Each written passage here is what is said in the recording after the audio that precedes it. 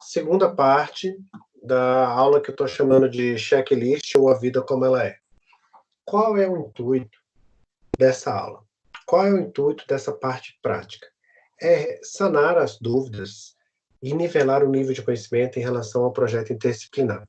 Eu sei que algumas pessoas da turma já, inclusive, trabalham com desenvolvimento. Eu sei que algumas pessoas da turma já têm até um conhecimento bem avançado em relação de como é que funcionam essas correlações entre requisitos e projeto, do que vem a ser o desenvolvimento em si. Mas o que eu notei em relação à parte específica dos projetos é que ainda há um grande abismo e algumas dúvidas que são referentes à própria implementação disso no dia a dia, na vida real, né? No chão de fábrica, vamos colocar assim. Então, como é que eu, formado, imaginando que hoje me formei, como é que eu vou iniciar um projeto, quer seja uma consultoria minha, quer seja um projeto que eu fui contratado para trabalhar numa fábrica de software, ou quer seja eu sendo o gerenciador dessa fábrica de software, que é dessas oportunidades que eu coloquei em números para vocês aí, notaram? Que a quantidade de vagas na área de TI, ela vem numa crescente, apesar da gente ter infelizmente, né?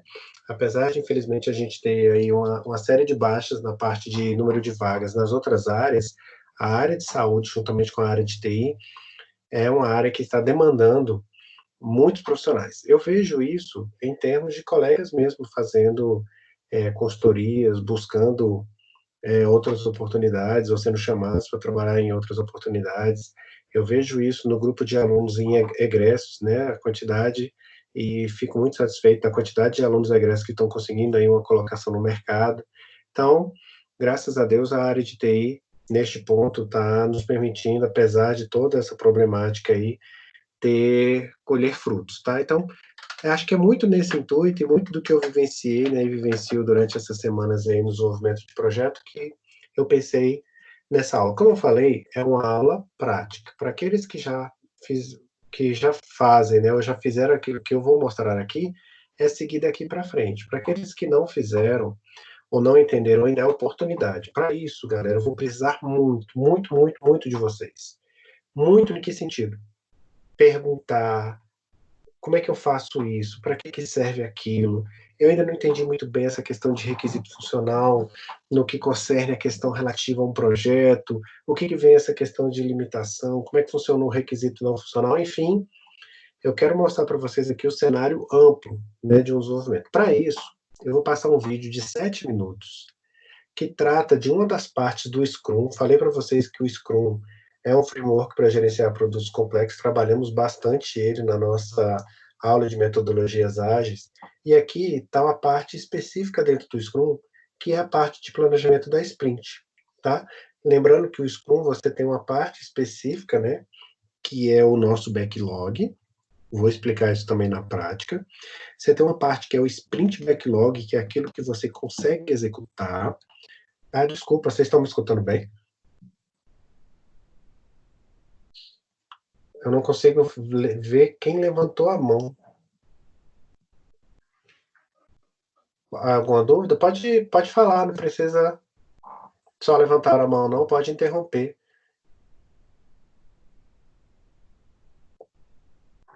Oi, professor. Tudo certo. Obrigado, Leonardo. Marcela, tem alguma dúvida? Não? Ah, então, bacana. Esse levantar a mão aqui ainda deve ser lá do lanche, né?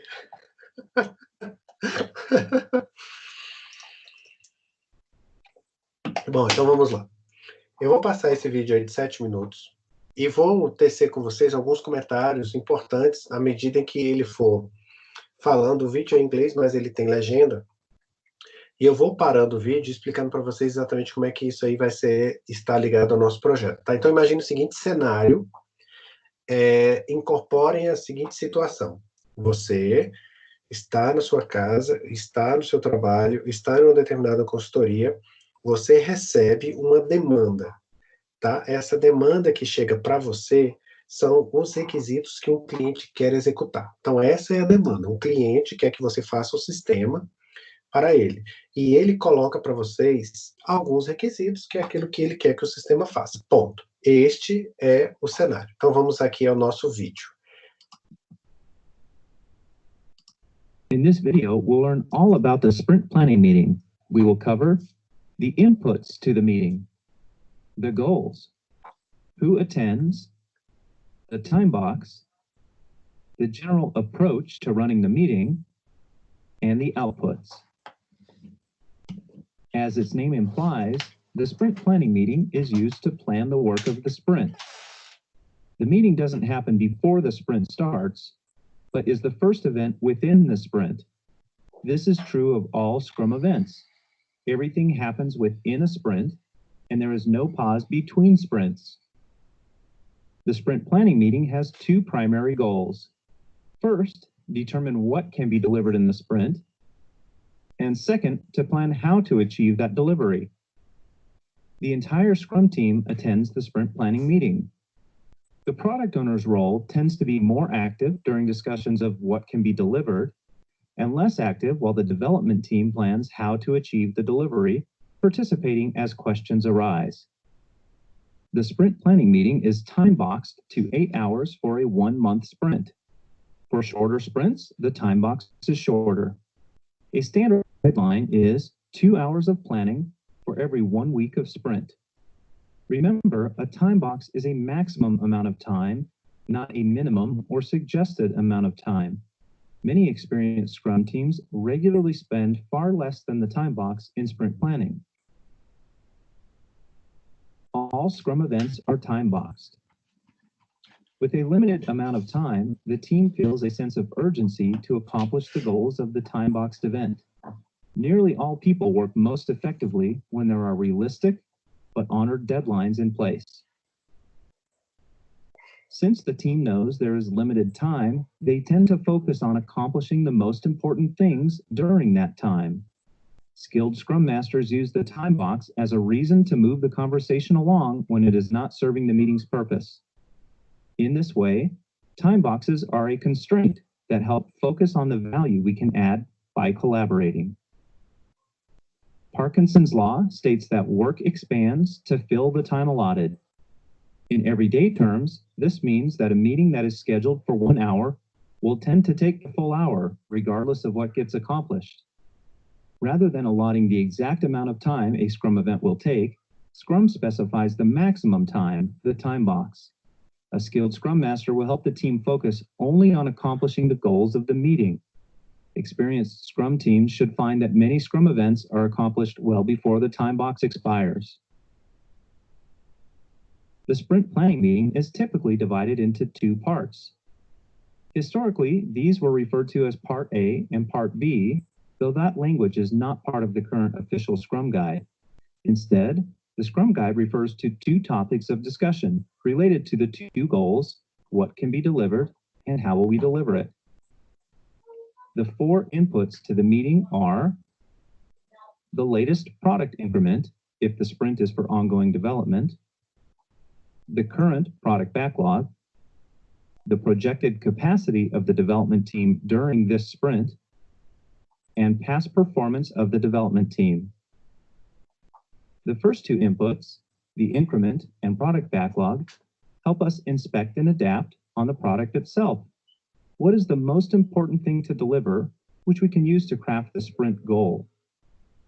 The second 2 inputs are related to understanding how much can we take on. Past performance is helpful guidance to the team to understand what, on average, they can achieve during a given sprint. An analogy from the sports world is that historic performance would be like the average number of points scored per game for a team over the course of an entire season. It is a good long-term guideline. Capacity, in the sports analogy, would be to look at tonight's game, assessing who is on the active roster, whether the team might be fatigued from the recent schedule, and the strengths and weaknesses of tonight's opponent. A Scrum team might consider various individuals' planned time off or other commitments inside and out of work, the specific product backlog items under consideration, and what skills are required to deliver them, any holidays that might fall within the sprint, etc. With these inputs in place, the Scrum team enters into the first topic of discussion, what can be achieved in the sprint. This is accomplished by the Scrum team collaborating to understand all of the inputs, and finally by the development team pulling product backlog items into the sprint. Only the development team can make this assessment of what to pull into the sprint. Turma, é exatamente isso que nós vamos fazer hoje. Então, vocês já têm a descrição dos requisitos em um projeto.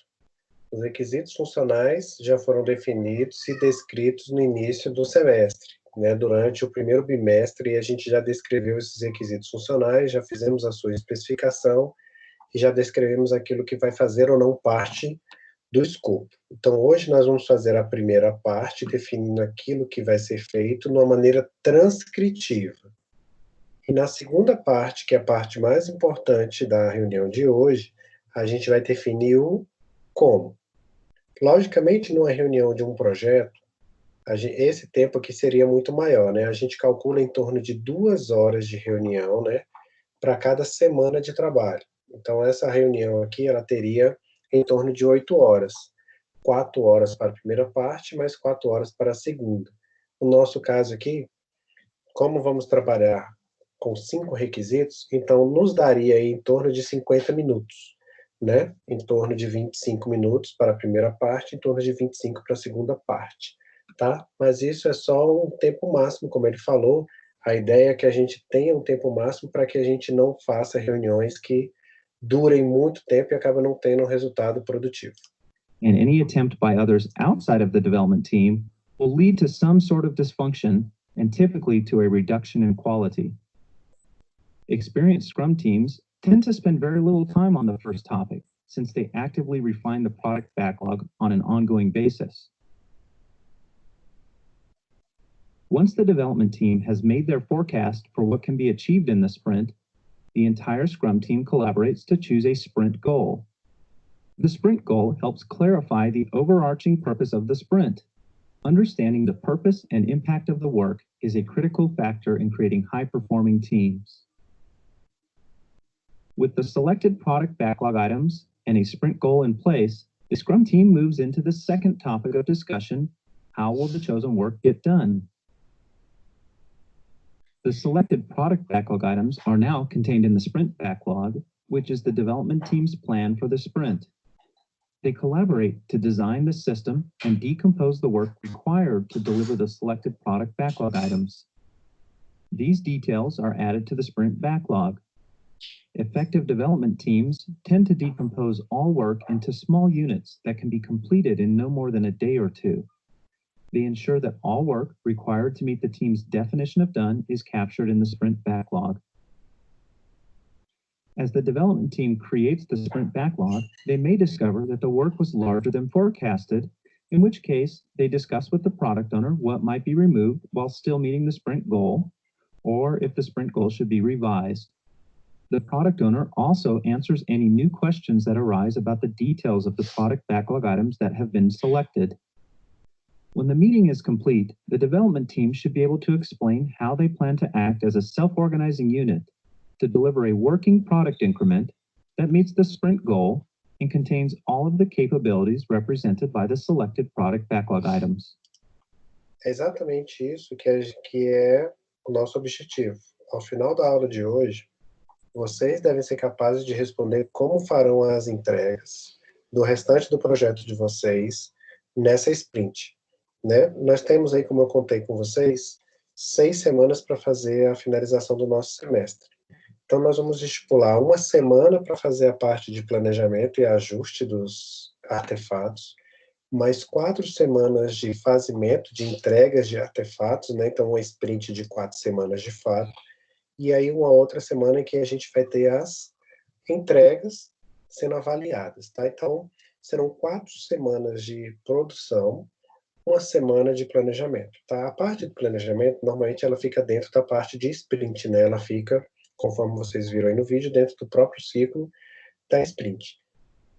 Vou colocar novamente, né? Isso aqui não é teoria. A gente usa isso na prática todos os dias. Fatalmente, no momento que vocês forem trabalhar numa empresa, é assim que vocês trabalharão se vocês forem seguir, né, a parte do Scrum, que é o carro-chefe hoje na fase de desenvolvimento de projeto. Então, Falei para vocês, chegou um e-mail, chegou um requisito, chegou um Gira, chegou um ticket, de alguma maneira chegou para você os requisitos a serem feitos do seu projeto. Então, você recebeu um documento parecido com esse aqui para você efetuar o seu trabalho. Bom, o que fazer agora? Não, hoje não, Tiago. Hoje eu vou fazer aqui as interações como se eu estivesse numa equipe e você também vai fazer aí. Qual é a ideia da aula de hoje? Eu vou fazer um checklist completo da execução de um projeto e depois vocês vão assistir essa aula aqui e vão repetir aquilo que eu fizer aqui com o devido tempo em relação ao seu grupo ao longo da semana. Então, se a reunião do projeto de vocês tem uma duração de 2 horas e vocês não conseguem se reunir, por exemplo, com o grupo durante 2 horas seguidas, vocês vão dividir essa reunião em 2 partes, né, de 1 hora cada uma, ou vocês vão dividir essa reunião em 4 partes de meia hora cada uma. Então, qual é a ideia, Tiago? É que vocês repitam aquilo que eu fizer aqui para o projeto de vocês. E, se vocês já tiverem feito aquilo que eu já vou mostrar aqui, vocês vão seguir adiante. A ideia é essa. É nivelar todo mundo e explicar para todo mundo como é que a gente gerencia um projeto, desenvolvimento de projeto, tá? Então, a primeira coisa, vocês receberam um documento como esse e vocês vão usar o projeto de vocês. Pois não, Marcelo, fique à vontade. Não? Alguém levantou a mão aí? Não? Então, vamos lá. Então, eu tenho aqui um documento, esse documento foi o que eu recebi. Como é que eu faço? A primeira coisa a ser feita é abrir aqui um Kanban para que eu consiga gerenciar esse projeto. Se vocês vão utilizar o Scrum e serão gerentes de projeto, a gente tem que gerenciar isso de alguma forma. Em falando de gerenciamento de software, a primeira coisa que eu preciso ter ideia é do meu escopo.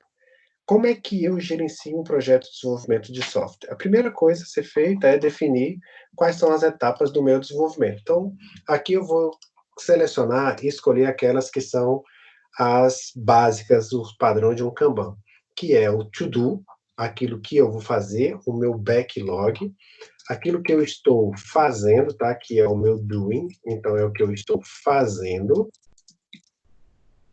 Depois, aquilo que eu estou fazendo é aquilo que está pronto, é o done, então é aquilo que está pronto, que está entregue. E no nosso caso, na faculdade, o que a gente tem é a parte de avaliado, tá? Então é o revisto, é o avaliado, é o corrigido, tá? Então a primeira coisa a ser feita é avaliar aquilo que eu tenho que fazer. Eu recebi um projeto, então a primeira coisa que eu preciso avaliar é quais são os requisitos do meu projeto. Então, quais são os requisitos funcionais do meu projeto? Então, essa é a primeira parte. Para responder isso aqui, ó, quais são os requisitos funcionais do meu projeto, eu vou fazer uma avaliação. Então, fazer uma avaliação do escopo do meu projeto. O que é fazer a avaliação do escopo de um projeto? Aí eu venho aqui para os meus checklists. Checklists são as etapas, as subetapas que eu tenho para a entrega de uma determinada tarefa. Então, eu vou fazer a avaliação do escopo do meu projeto. A primeira coisa que eu tenho para avaliar o escopo do meu projeto é saber colher, né, os requisitos. Então, a primeira coisa que eu preciso fazer é colher os meus requisitos do meu projeto, que sejam os meus requisitos funcionais. Como é que eu vou fazer isso?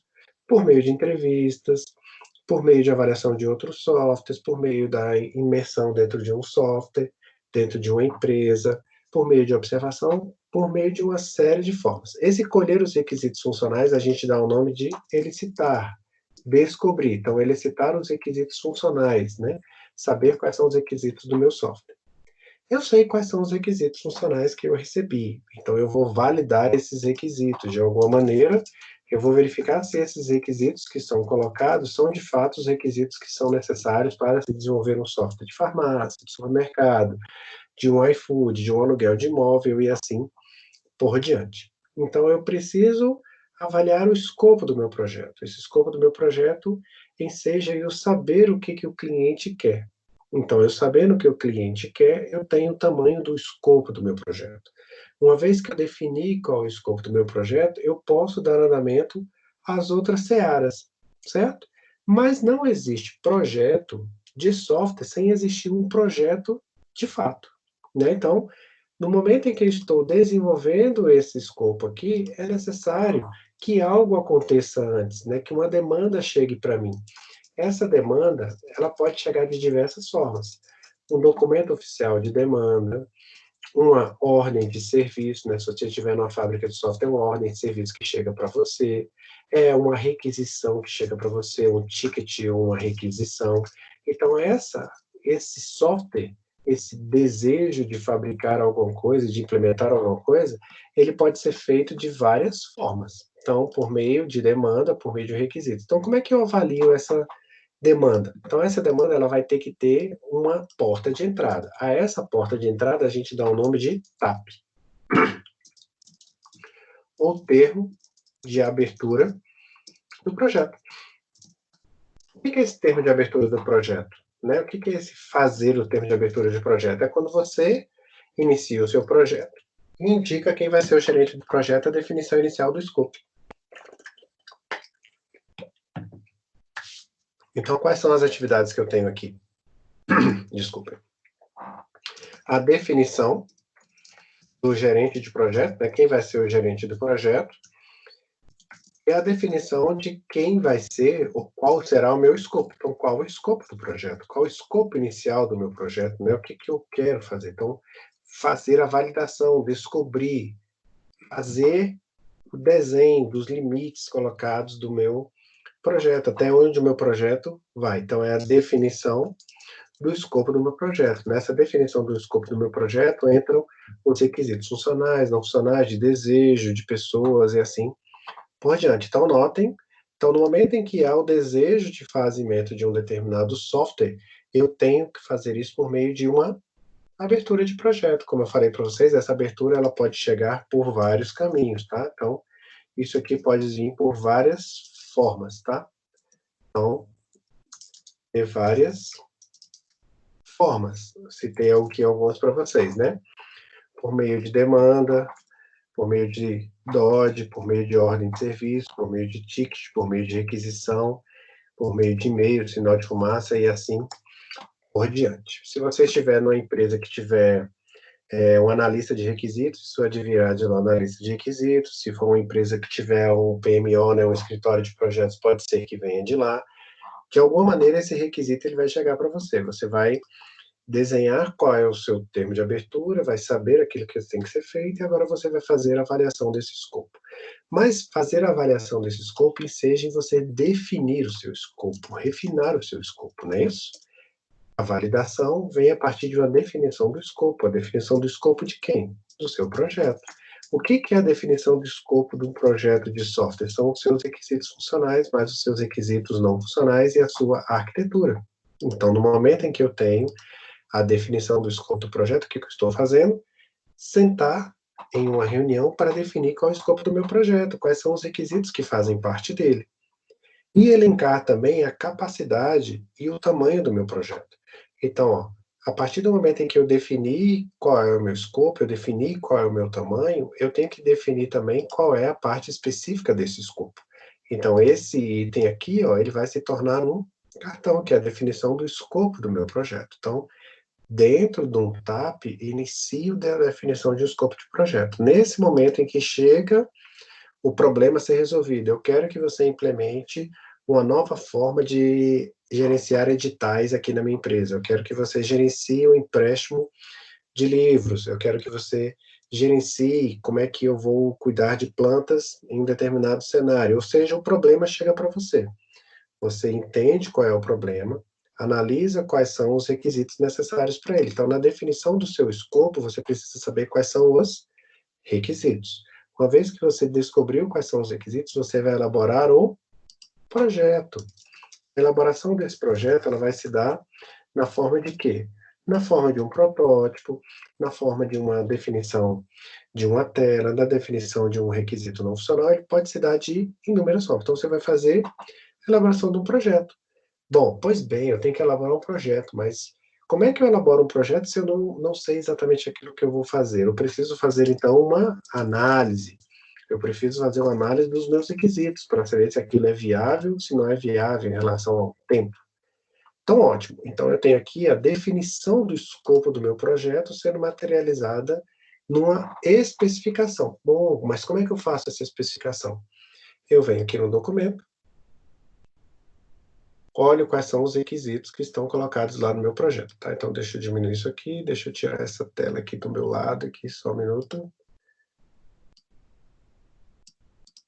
Então, eu quero decidir aqui quais são os meus requisitos. Então, tá aqui, ó, os requisitos a serem definidos, a serem validados são esses. O cliente quer esse. Então, eu vou descrever quais são os meus requisitos funcionais e aqui estão colocados está colocado o meu backlog, tá? Esse é o backlog do meu projeto. Então, a primeira coisa que eu preciso fazer antes de começar isso aí é: quem vai fazer esse trabalho? Quem está comigo? Então, eu preciso definir a minha equipe.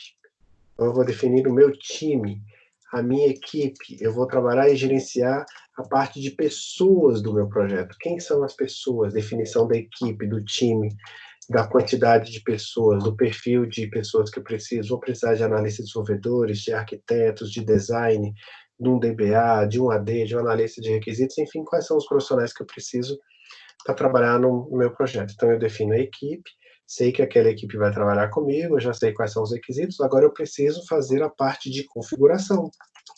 Então, eu preciso gerenciar as configurações do meu projeto. O que são esses gerenciar as configurações do meu projeto?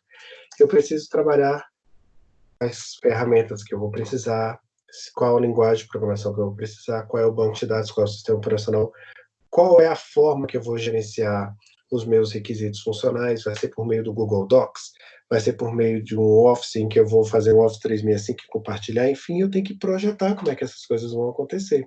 Então, eu tenho que gerenciar essas configurações. Gerenciar as configurações de quê? De hardware e de software. Então, eu preciso definir como é que eu vou trabalhar. Então, eu vou definir qual vai ser a minha plataforma de desenvolvimento, qual vai ser ou qual serão as minhas ferramentas de trabalho e de desenvolvimento, aliás, de gerenciamento, desculpa, gerenciamento. Quais serão as ferramentas que eu vou trabalhar para fazer isso? No momento em que eu fiz isso, agora eu vou criar um insumo de maneira com que as pessoas consigam trabalhar comigo.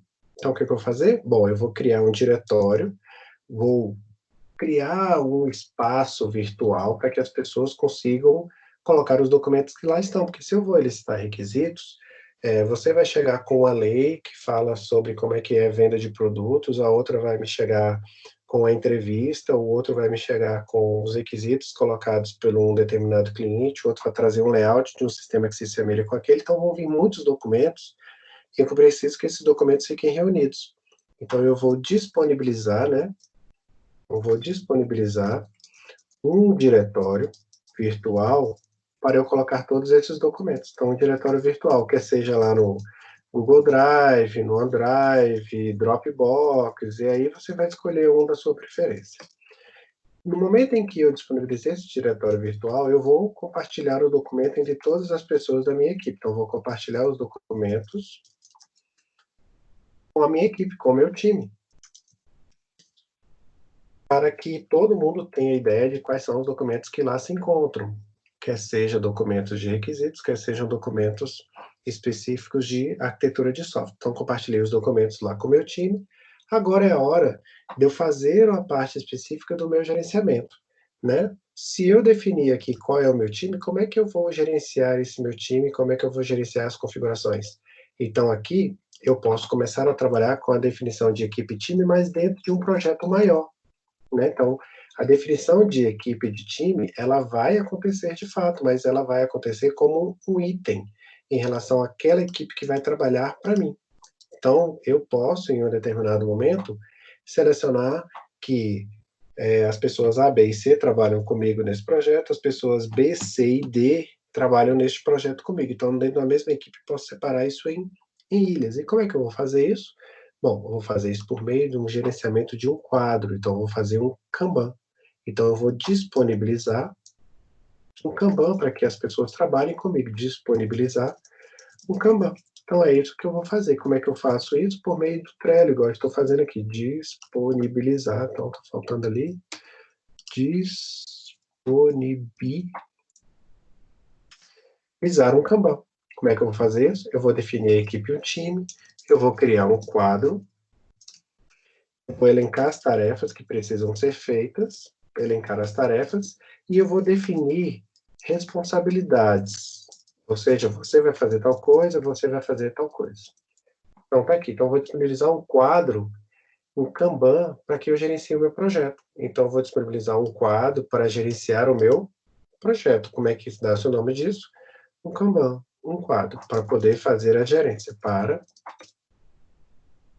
gerenciar o meu projeto. Gerenciar o projeto. Bom, mas eu não tenho conta no Trello, então eu vou criar uma conta aqui no Trello. Vamos criar uma conta no Trello. Pode ser no Planner também, tá? No Planner ou qualquer um outro que vocês queiram trabalhar. Estou só sugerindo algumas coisas aqui porque são gratuitas. Então, criar uma conta no Trello, no Planner e criar um quadro. Então, na ordem, eu vou criar uma conta, vou criar um quadro, definir a equipe, elencar as tarefas e definir as responsabilidades. Uma vez que eu fiz isso, eu tenho aqui uma disponibilização de um Kanban, que já é uma ferramenta de gerenciamento. Então, a ferramenta de gerenciamento que eu vou ter neste caso vai ser o Trello ou o Planner. Pois bem, eu já tenho todas as ferramentas necessárias para poder iniciar o meu projeto. Então, aqui eu já tenho aquilo que vai ser feito em relação ao meu projeto. Agora eu vou fazer uma reunião para validar os meus requisitos. Então, essa reunião, no caso de vocês, ela tem que durar no máximo 1 hora, tá? Então, vai ser 1 hora de reunião ininterrupta, sem acesso a outros sites, acesso a WhatsApp, Facebook ou qualquer outra coisa. Vai ser 1 hora focada naquele projeto. Se vocês não conseguem fazer isso em 1 hora direto, façam em meia hora. Se não consegue fazer em meia hora direto, façam em 15 minutos, mas naquele momento que vocês estiverem, usem uma técnica Pomodoro, que vocês não desviem do assunto. Pois bem, chegou lá, 1 hora de trabalho ininterrupto. O que vocês vão fazer nessa 1 hora? Vocês vão validar os requisitos de vocês. Então, vocês vão pegar o projeto de vocês aqui, e validar os requisitos. O que eu tenho de desenvolvimento de projeto é aquilo que está descrito no meu capítulo 2? Para eu entregar esse projeto da forma que eu quero que ele faça, os requisitos colocados são estes? Vocês vão ver que vai haver um encontro. Vocês vão fazer essas reuniões e vão trabalhar com essa validação à medida em que eu vou disponibilizar a minha validação em relação à entrega do primeiro bimestre. Então, as duas coisas vão se encontrar lá no dia 30 de maio, tá? No máximo 30 de maio. E aí, com essa reunião, com o checklist que vocês fizerem e com a minha avaliação que já está colocada, eu vou colocar lá para vocês, vocês vão confrontar se aquilo que vocês visualizaram é aquilo que também eu visualizei. Então, pois bem, fiz isso, agora eu vou para essa reunião, tá? Como é que eu faço essa reunião? Eu sento no sentido figurado, né? Vocês vão estar no WhatsApp, por exemplo, no Hangout Meet, vocês vão sentar juntos e vão pegar cada uma desses requisitos, cada uma dessas funcionalidades e vão descrever dentro de cada uma delas o que vocês precisam fazer. Então, por exemplo, eu sei que eu preciso manter cadastro de tipo de processo. Isso é um requisito. Mas quais são as coisas que eu preciso fazer para manter cadastro de tipo de processo? Né? Neste exemplo, eu vou pegar aqui um só, tá? Para mostrar para vocês como é que isso funciona. Então, eu preciso fazer um manter cadastro de tipo de processo. Então, isso, para mim, é um requisito, tá? Então, o requisito 1, ele de fato entra no meu projeto. Eu já defini isso, tá? Então, isso foi definido.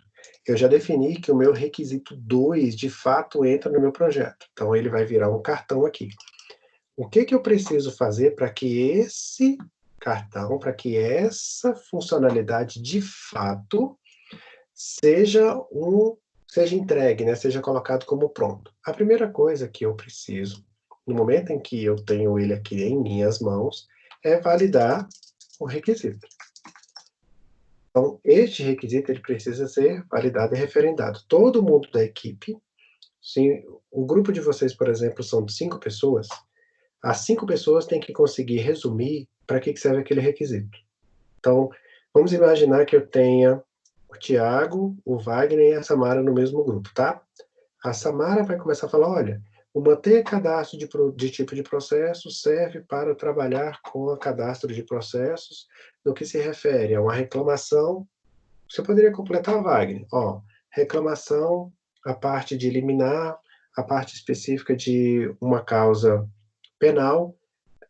E, Tiago, como é que você poderia implementar isso? Bom, tipo de processo é algo auxiliar a escrita ou entrega de um determinado processo por meio de um advogado, porque a depender do tipo de processo você entra em determinado juízo. Então, se o tipo de processo é uma reclamação, é uma liminar penal, ele vai ter que entrar no tribunal específico. Se é uma questão eleitoral, ele vai ter que entrar em outro. Então, as 4 pessoas, todos os integrantes do grupo, têm que saber muito bem qual é o requisito. Então, a primeira coisa é validar qual é este requisito, para que ele serve, tá? Então, no momento em que você tem este requisito colocado, no momento em que você referencia esse requisito, você tem que entender como ele funciona, né? Para que ele serve, tá? Tudo isso aqui, tudo, tá? Tudo que eu estou colocando aqui, eu estou fazendo o quê? Eu estou definindo qual é a visão do meu sistema, tá? Então, fazer a parte específica de validação do meu quesito é uma parte do meu ou da minha visão. E onde é que entra essa visão? Ela entra no escopo, ela entra na parte específica dos meus requisitos. Bom, ela é uma parte de materialização daquilo que eu vou fazer. Então, olha só. Eu disse que requisito funcional 1 é, de fato, um requisito para mim. Então, o que eu preciso fazer? Eu preciso fazer uma visão do que é o meu sistema. Porque no momento em que você definiu que o requisito 1 faz parte do seu sistema, o 2, o 3 e o 4 também o fazem, o que eu preciso fazer? Eu preciso criar, definir, elaborar quem? A visão do meu sistema. O que é a visão do meu sistema? É a reunião de todos os meus requisitos. Né?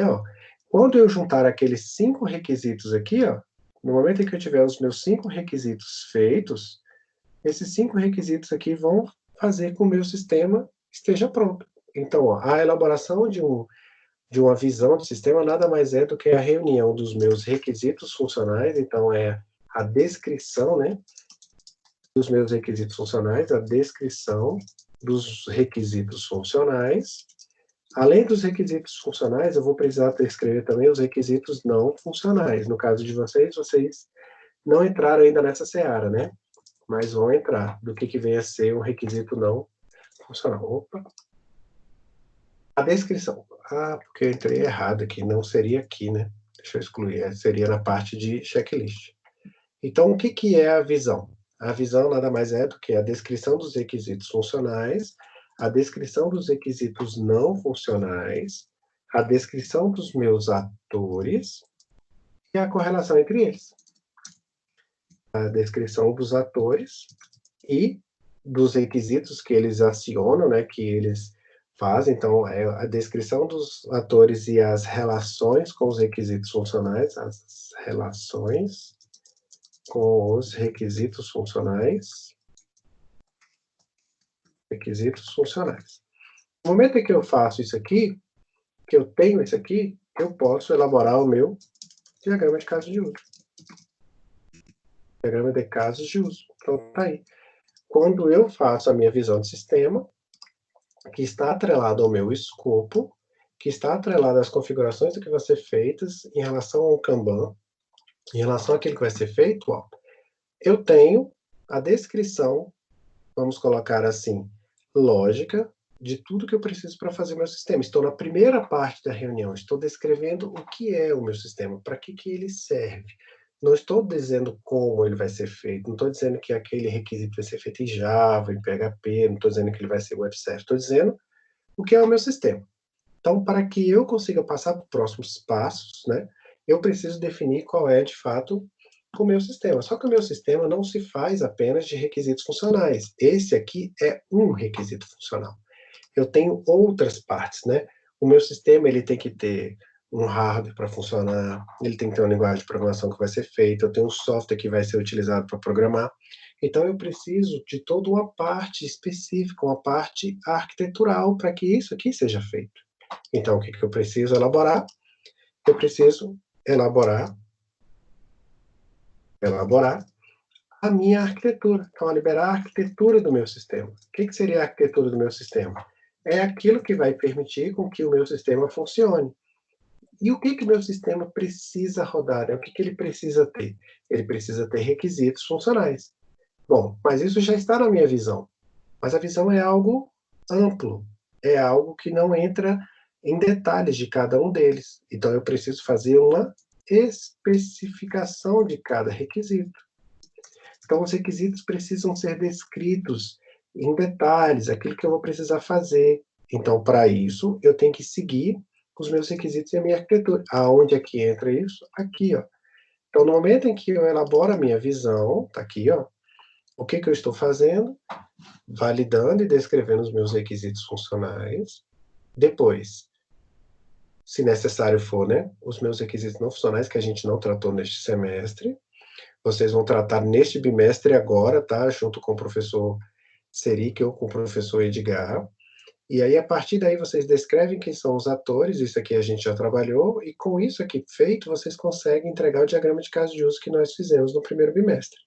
Então, a parte de visão do sistema, vocês terminam aqui. Nessa segunda parte, agora no segundo bimestre, vocês vão especificar os requisitos funcionais, onde nessa especificação vocês vão dizer quais são os campos necessários para fazer a implementação do cadastro tipo de processo, quais são os exemplos relacionados a ele, né? Nesse caso aqui, ó, um tipo de processo ele é penal, eleitoral, tributário, sucessão. Quais são os campos que eu preciso para que isso aqui funcione? Eu preciso do código do tipo e de uma descrição deste tipo. E eu preciso depois que isso aqui seja colocado em uma tabela.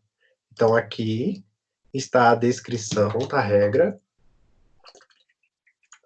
em relação ao cadastro tipo de processo. Então, isso aqui faz parte já da especificação do meu sistema. Então, depois da visão vem a minha especificação. Então, o que é a minha especificação? É dizer, olha, cadastro de tipo de processo é uma forma de eu tipificar um processo sobre o ponto de vista de processo de família, de sucessão tributária. Quais são os campos que eu preciso para gerenciar isso? Tipo e descrição. Está aqui a tela que imagino ser a tela para fazer o cadastro de tipo de processo. Segundo requisito, o que vem a ser a natureza do processo? Uma liminar, uma execução, um conhecimento. Ele tem tipo de campo, ele tem um código e a descrição. O que precisa para gerenciar um processo? Ele precisa de uma parte específica do que ele está sendo feita, mais a parte específica de envolvidos. Cadê? Tá aqui, envolvidos. Uma parte do tipo do processo, que é aquela que está colocada lá em cima, uma parte da natureza. Então, são estes os campos que eu preciso. Quando vocês fizerem isso para cada um dos requisitos postos por vocês, vocês terão condição de fazer o modelo de entidade de relacionamento. Então, para cadastrar tipo de processo, eu preciso de um ID, de um código e de uma descrição. Como é que isso aí se relaciona com o tipo, com o processo? Todo processo tem um tipo, e um tipo de processo pode estar em vários. Onde é que está descrito isso? Na parte de especificação. Então, aqui na especificação vai estar lá escrito, ó. Cadê? O sistema possuirá campos. Cadê? Eu falei que estava escrito, cadê? Tá aqui são os exemplos e a descrição. Por que não está aqui? Será que eu coloquei no outro?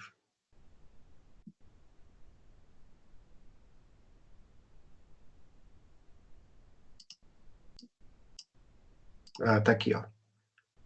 Tipo de processo. Um processo pode ser somente de um tipo, e um tipo pode estar relacionado com vários processos. Natureza. Um processo pode ter somente uma natureza, e a natureza pode estar relacionada com vários processos. Então, tá aqui, ó.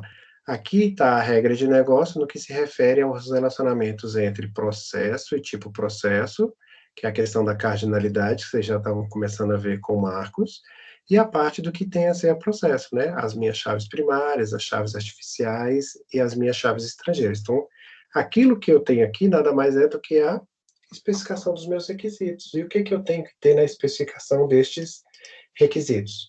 Eu tenho que ter, primeiro, qual é o meu requisito funcional, né? Então, a primeira coisa que eu preciso em fazer a minha especificação, novamente, é a validação quanto aos meus requisitos. Então, o que eu vou fazer?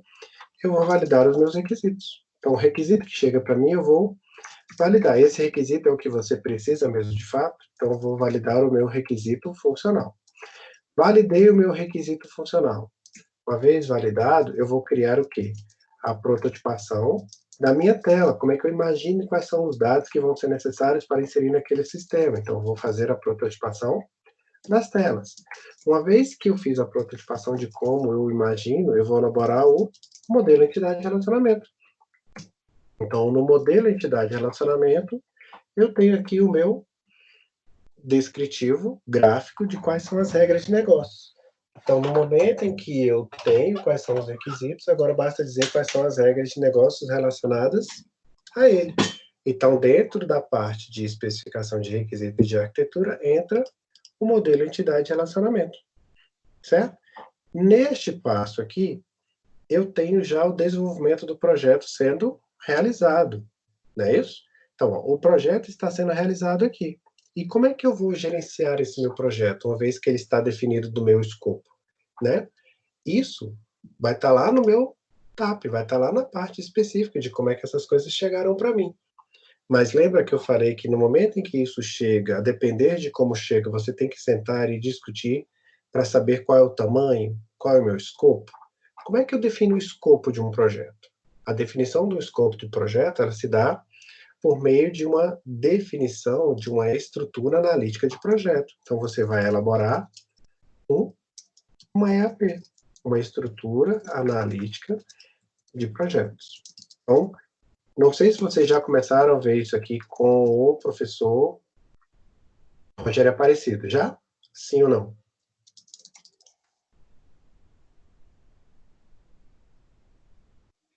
Não? Sim? Me falem aí.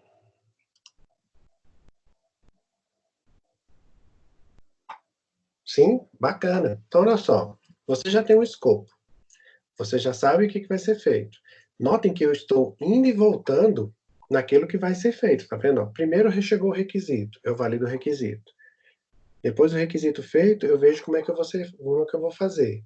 Mas eu como vou fazer, mas eu não tenho ainda ideia do que vai ser feito. Então, preciso validar os meus requisitos, fazer uma análise, fazer a especificação do meu projeto, criar uma arquitetura.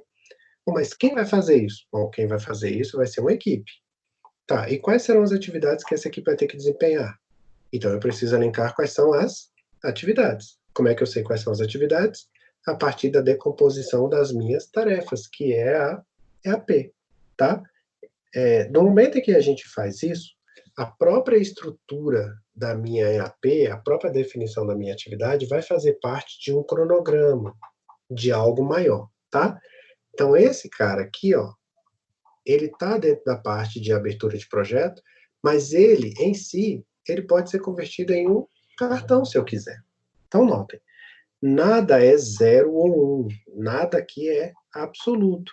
A depender da forma que você trabalha, você pode querer priorizar o gerenciamento de projetos, você pode priorizar o desenvolvimento de software. Se o necessário for você fazer uma especificação mais detalhada em relação a EAP, com diagrama de atividade, com a lista de atividades, com a especificação de, que a gente fala de definição, né, sequenciamento das atividades, definição das atividades, elaboração e definição dos recursos, aí a gente converte isso aqui num cartão, e aí vai descrever em detalhes como é que essas coisas serão feitas, tá? Vocês farão isso para quem é de ADS no terceiro semestre e para quem é de GTI na parte de gerenciamento de projetos com o Nogalha, tá? Então, vocês farão essa parte de especificação aqui, ó, detalhada nos próximos semestres, tá? Se vocês tiverem curiosidade para saber como é que isso é feito, basta seguir o próprio modelo, tá? Lá no modelo, eu tenho a parte de EAP, tem a lista de atividades, depois tem um diagrama de rede para elencar isso aqui, e depois do diagrama de rede tem um gráfico de Gantt, que a gente faz por meio do cronograma. Não é o nosso caso agora, tá? Vocês vão ver algumas partes dessas daqui, mas não para este PI, certo? Até aqui tranquilo? Então, ó, eu preciso fazer um projeto, tá? Para fazer esse projeto eu preciso de um TAP. Então, esse TAP vai me definir quem é o gerente, qual é o escopo e uma ideia básica do meu projeto, tá? Então, esse cara aqui, ó, ele vira um cartão, né? Como eu falei lá para vocês. Então, a parte de definição fica aqui no TAP. Vou criar um cartão para poder gerenciar essas coisas. Quem vai fazer o quê? Quais são as tarefas que eu preciso? Então, vou criar um quadro igual a esse aqui, vou definir a minha equipe, vou elencar as tarefas que vão ser feitas. Então, aqui, ó, cada um disso aqui é uma tarefa. Depois de elencar as tarefas, eu vou definir as responsabilidades, depois vou gerenciar essas responsabilidades, tá? Aí eu vou depois aqui colocar para vocês como é que a gente faz. Sei o que eu vou fazer, sei da minha equipe, a forma que eu vou fazer, quem vai fazer, como vai ser feito, vou precisar de ferramentas para fazer isso. Vou usar o PHP, vou usar o Java, vou usar o Google Drive, vou utilizar o Visual Studio, qual ferramenta ou quais ferramentas que eu vou utilizar? Vou usar o Trello, né, o Planner, que é esse caso aqui. Vou partir agora que eu já tenho a parte inicial do meu projeto definida, agora eu vou elaborar a visão. O que é a visão do meu projeto? A descrição dos meus requisitos funcionais. Uma reunião aqui de 1 hora para vocês definirem os requisitos funcionais de vocês, a descrição de cada um deles, os atores, quem o faz. No final dessa 1 hora, vocês têm que saber explicar esse diagrama de caso de uso. Se não tiver um diagrama de caso de uso, nessa 1 hora de reunião, o caso de uso tem que sair dela, ainda que seja um esboço. Fiz isso, já tenho o meu diagrama de caso de uso, então já posso começar a descrever, especificar o que eu preciso para que o meu sistema funcione. Então agora eu vou partir para a especificação. Então, na especificação, eu vou descrever os meus requisitos, agora, em relação à regra de negócios, em relação a campos, em relação a tabelas, em relação ao meu MER e também em relação às minhas telas. Então, aqui eu vou apresentar já o meu modelo de entidade e relacionamento. Então, da parte arquitetural, da parte de desenvolvimento, da parte de especificação, é isso que a gente tem. Só que aí fica faltando aonde é que eu vou desenvolver esse software, né? Esse software vai ser desenvolvido e eu vou implementar e vou colocar isso aonde, né? Então, quais são os passos que eu preciso fazer para que esse software funcione? Então, a gente vai seguindo, né, em relação ao modelo entidade e relacionamento, e a gente vai fazer um diagrama de implantação em componentes, tá? Então, o diagrama de implantação em componentes é o último diagrama que vocês fazem junto com o professor Seric ou junto com o professor Edgar. O que é esse diagrama? É a estrutura física, lógica, a integração lógica dos componentes e dos nós para que o seu sistema funcione. Ah, o meu sistema vai ser em PHP com Apache. Então, quais são os itens que eu preciso? De um browser, de um PHP e de um Apache. Ah, o meu sistema vai rodar em Java. Então, vai ser um JBoss com Java em um browser. Então, vocês precisam elaborar, neste caso aqui, um diagrama de implantação e componentes. Um diagrama de implantação e componentes. Como é que a gente faz isso? Definindo quais são os requisitos em relação à parte lógica do meu sistema, da parte específica do meu sistema. Feito isso, depois de tudo isso pronto, né, depois de ter essa parte específica do meu escopo, daquilo que vai ser feito, das minhas configurações, da minha visão, aí eu vou definir o que eu preciso fazer para que o meu software funcione, que é exatamente os meus requisitos funcionais. Aí vem a outra parte dessa reunião de 2 horas, né, na segunda parte, em que vocês vão sentar e descrever o que é necessário para que um requisito funcional fique pronto, fique entregue como pronto para o usuário final. Então, aqui, o que você vai precisar? O que eu preciso para manter cadastro de tipo de processo ficar pronto, né? Para que eu tenha uma tela totalmente pronta. O que eu preciso para que o meu cliente receba isso? Para que o meu cliente consiga utilizar de fato? Bom, primeiro, novamente, eu preciso ratificar e entender os meus requisitos. Então, ratificar os meus requisitos, quer sejam eles funcionais ou não funcionais. Então, todos os requisitos, quer sejam funcionais e não funcionais. Tá? E agora a gente já está falando da implementação, da segunda parte da reunião de vocês, dessa reunião de 1 hora. Uma vez que eu sei quais são os meus requisitos, eu vou avaliar qual é a parte arquitetural. Então, eu vou definir a parte arquitetural do meu software. Por que isso? Se você estiver trabalhando num sistema em que cada tela ou o seu sistema tenha várias linguagens de programação ou várias arquiteturas, você precisa definir uma arquitetura para cada um deles. No caso de vocês, na maioria, né, acho que só um grupo fugiu a essa regra, todo o projeto vai seguir a mesma arquitetura. Então, as 5 funcionalidades serão desenvolvidas em Java. As 5 funcionalidades trabalharão com PHP. As 5 funcionalidades utilizarão o Postgres. Então, definir ou ratificar a parte arquitetural é algo que você precisa. Então, definir ou ratificar, né, validar a parte arquitetural. Depois, você vai fazer a implementação da parte específica de banco de dados. Então, a implementação dos objetos de banco. Os objetos de banco de dados. Banco de dados. Quer seja tabelas, né, campos, você vai fazer a parte de DDL no script DDL, e a partir daí você vai fazer as consultas, então você vai fazer a implementação do seu objeto na parte específica de DML, ou seja, inserts, updates, deletes, então vai envolver uma parte de DML aqui, que é o que você precisa para o seu banco para estar pronto, e você vai implementar o seu CRUD, implementar o CRUD. O que é o CRUD? É o seu insert, é o seu consultar, né? É o seu consultar, é o seu criar, ou inserir, né? Vou botar inserir. É o seu inserir, é o seu excluir e o seu alterar. Então, para cada funcionalidade, para cada tela, você precisa ter isso aqui. Você precisa ter a definição do que vai ser feito, tá? Dentro da especificação, isso vai se dar por meio da prototipação da tela. Prototipação da tela, colocada no seu requisito. Então, é isso, tá? Então, eu vou ratificar os requisitos, validar a minha parte arquitetural, posso fazer isso por meio da prototipação de tela, você pode fazer isso antes ou depois da sua validação arquitetural, tá? Isso vai depender da forma que você trabalha.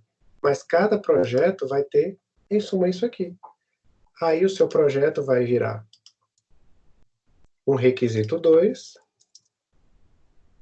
que é a parte específica de, deixa eu voltar lá nos requisitos, manter cadastro de natureza do processo. Bom, aí é copiar e colar. O meu requisito 3 vai ser o manter cadastro de processo, que vão ter todos aqueles itens lá. O manter cadastro envolvido. Manter cadastro envolvido. Como requisito 4.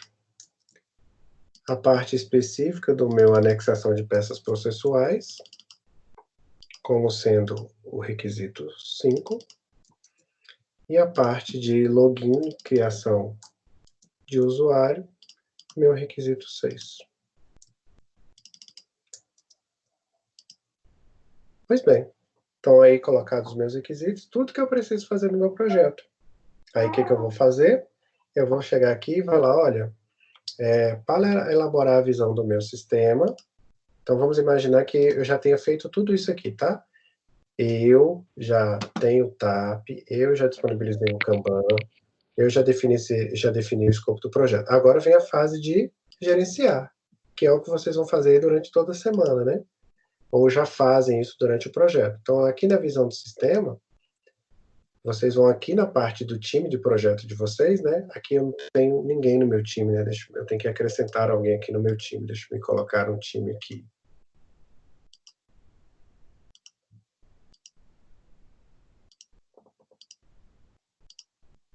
Então, eu vou dizer que a parte de visão do meu sistema, ela já está sendo realizada. Então, quem está fazendo essa parte do meu projeto, quem está fazendo essa parte aqui em específica, é o Edilberto. Então, o Edilberto é o responsável em executar essa tarefa. Já foram feitas descrições dos requisitos funcionais? Sim, já foi feito.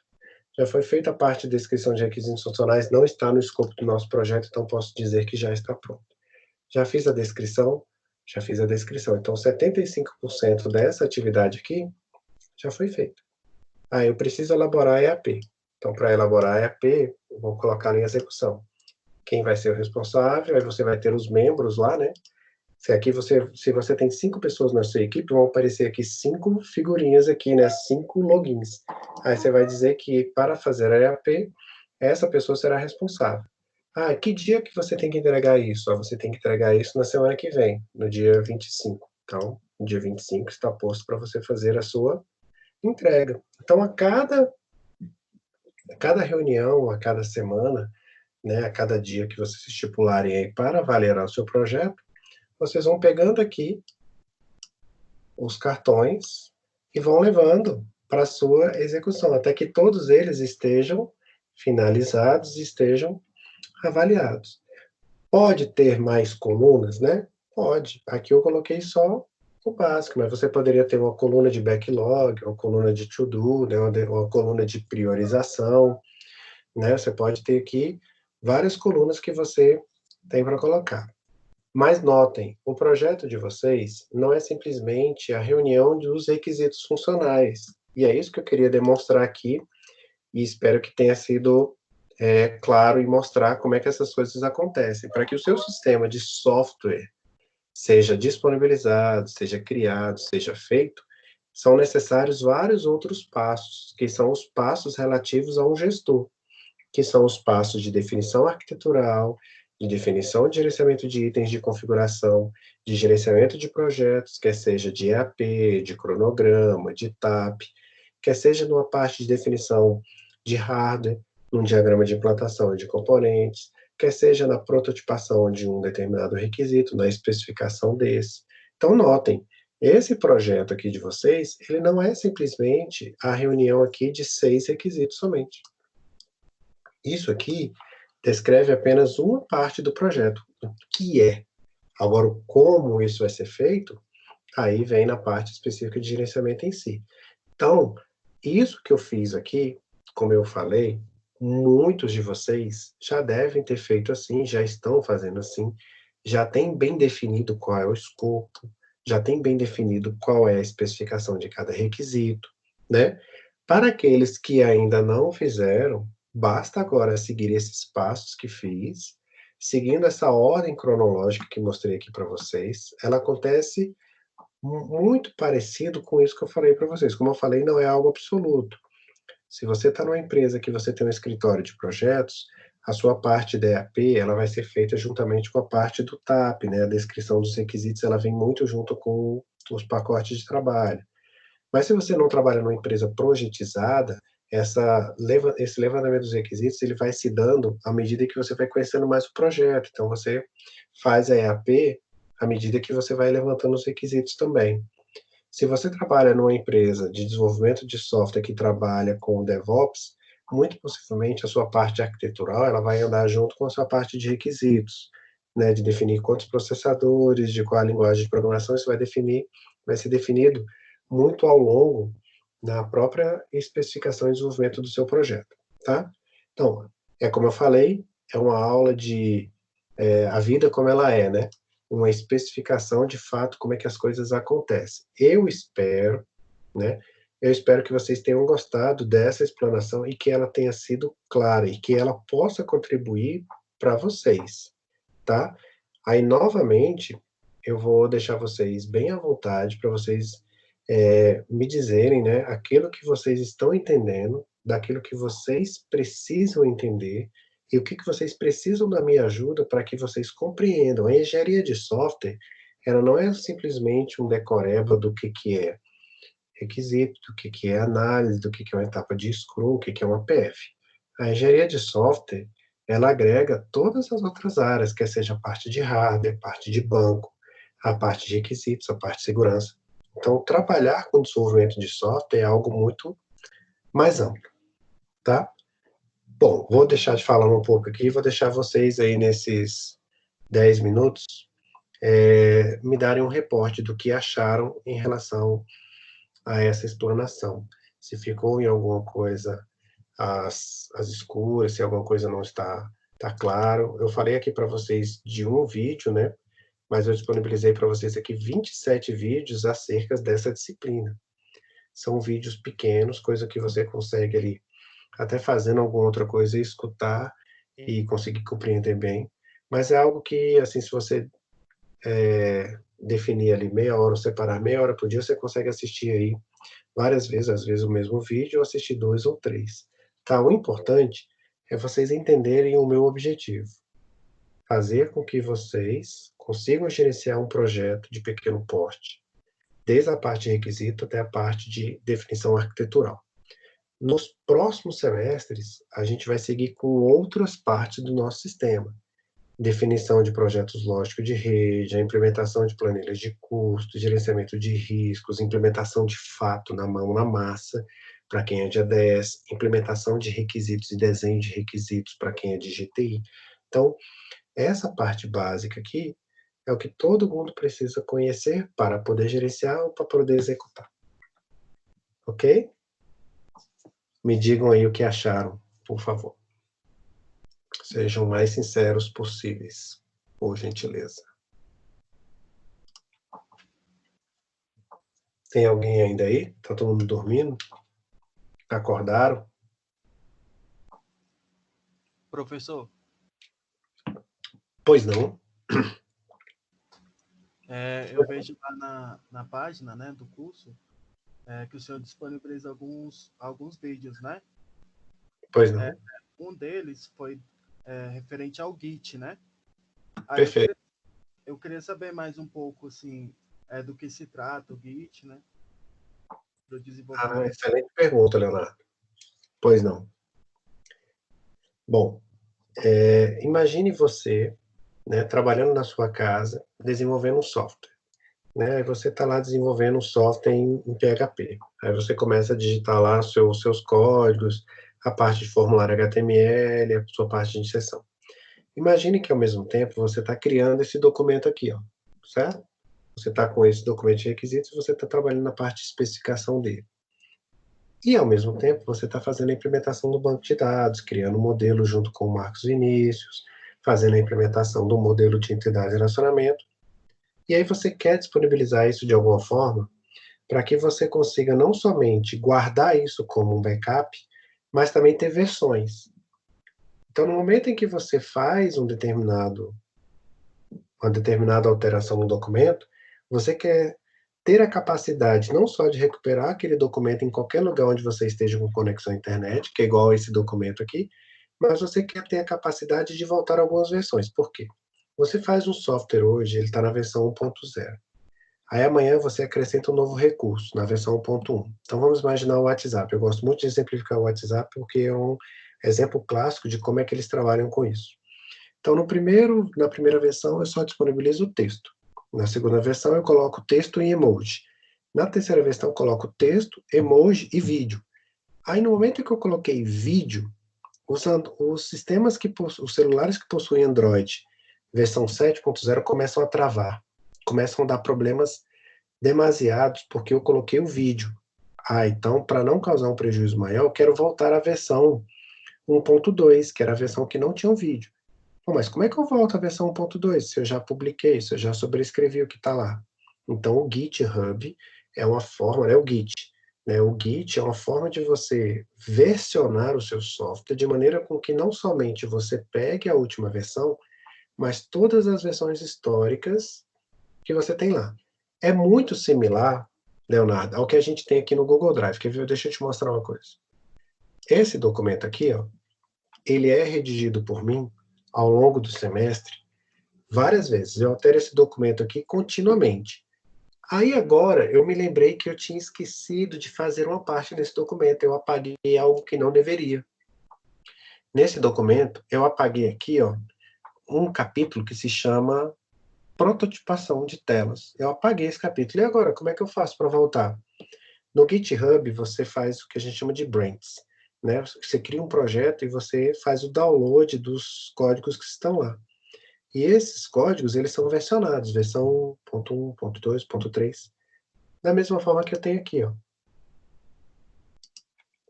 Eu posso pegar o meu código fonte do meu banco de dados, ou de qualquer texto que eu tenho lá, e eu vou ter isso aqui, ó. Eu quero voltar a uma versão que eu tinha lá no dia 17 de abril.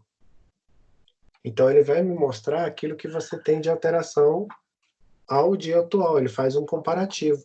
Então, eu consigo saber o que eu tenho de diferente daquele dia para esse. Eu consigo ver quais são as diferenças daquilo que foi implementado. Então aqui, ó, eu consigo ver o meu documento tal qual era a versão dele lá no dia 17 de abril. Notem aqui, ó, eu tenho um capítulo 14 que chama protótipo de tela. Então tá aqui, ó, ele está totalmente descrito aqui. Então eu posso voltar nessa versão. Nessa versão eu só tenho uma figura, tá vendo? Se eu olhar essa versão aqui e quiser restaurá-la, basta clicar aqui, ó. Não somente a ela, mas eu posso voltar à primeira versão desse documento, que foi feito lá no dia 26 de fevereiro. Então, notem, olha a primeira versão desse documento, como é que era. Era um descritivo simples daquilo que ia ser feito em relação aos requisitos. Foi a primeira ou segunda aula que eu mostrei para vocês. Depois, esse documento foi evoluindo ao longo da aula que a gente ia implementando. Façam isso, construam um diretório, depois façam um Kanban. Então, todo semestre eu começo esse documento sempre do zero, e ele vai sendo acrescentado ao longo do semestre, né? Se você pega a versão desse documento lá do dia 26 e compara com o documento que a gente tem hoje, você vai ver que ele tem uma diferença gritante. Notem que aqui não tem mais nem o capítulo 14, tá vendo? O capítulo 14, lá que era a prototipação de telas, aqui é este. Então o Git funciona do mesmo jeito, ele versiona, ele cria históricos do seu código-fonte, qualquer que seja ele, Java, PHP, do seu SQL, assim por diante. E é por isso que eu sugiro que vocês utilizem. E aqui eu deixei até um link, ó, que se você clicar nesse link aqui, ele vai te mostrar como é que você cria, né, como é que você estrutura um diretório, de como é que você baixa, né, de como é que você faz o branch, né, como é que você faz a clonagem, o download dele, como é que você sobe um arquivo, como é que você faz o download desses arquivos. Então, nesses 2 vídeos que eu tenho lá, que eu coloquei, nesse aqui, ele simplesmente explica o que é, como é que ele serve, né? Aqui, ele cria essa parte do Git, inclusive utilizando o Visual Studio, né? Que é o visual da Microsoft. Tá? Então, é isso. O Git é uma forma de você versionar o seu software. Professor, Pois não. então só mesmo para me ver se eu compreendi bem, o Git mesmo em si, ele seria como se fosse para salvar históricos de versões que eu fiz de um desenvolvimento, por exemplo, né? Isso. E o GitHub, ele seria como se fosse uma plataforma, né? Para que eu possa ver também e outras pessoas pudessem ver o desenvolvimento. Não somente isso que você colocou está certo, mas o GitHub é mais do que isso ainda. Além dele permitir o gerenciamento disso por meio de uma equipe, ele consegue pegar o seu software que está num determinado ambiente e colocar em outro. Ele consegue fazer a disponibilização de um local para o outro, de uma disponibilização para o outro.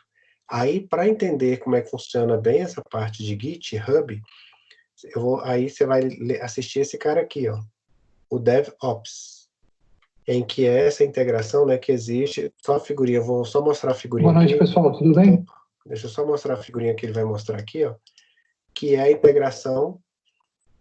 Não vai mostrar aqui tão facilmente. Bom, a figurinha já até cheguei a mostrar para vocês aí em alguns cenários, né? Que é aquela integração que a gente faz entre um cenário e outro. Não sei se eu coloquei aqui a figurinha. Acho que não, né? Bom, eu sempre mostro a mesma figurinha, é aquela figurinha do 8 infinito. Então, ele vai explicar o que é essa figurinha aqui do DevOps. Aí você vai entender, Leonardo, o que vem a ser bem essa questão relativa ao GitHub, tá? Que é essa parte aqui, ó. No momento em que você constrói o seu software, até o momento em que você disponibiliza esse software. Então, deixa eu mostrar aqui, tem essa aqui, ó. Então, o GitHub, ele vai permitir, no momento em que você está desenvolvendo o seu software, né? No momento que você está fazendo aqui o seu software, você está desenvolvendo de fato, como é que você o faz, né? Como é que você coloca ele para ser construído. Então, ele segue assim, ó. Então, o meu Git entra aqui, né? E ele vai ser percorrido por toda essa esteira aqui, ó. Essa esteira, toda ela aqui, tem outros softwares que vêm por trás dele, tá? Mas o GitHub vai permitir você fazer essa parte juntamente com o Jenkins, juntamente com o Ansible e assim por diante. Assistir esses vídeos de DevOps, eles são importantíssimos para vocês. Eu já falei isso para vocês no início do semestre, né? De acordo com a Gartner, As equipes, elas vão trabalhar no futuro, aliás, vão trabalhar no presente e no futuro com a parte de integração. Tá? Então, é muito importante vocês saberem isso.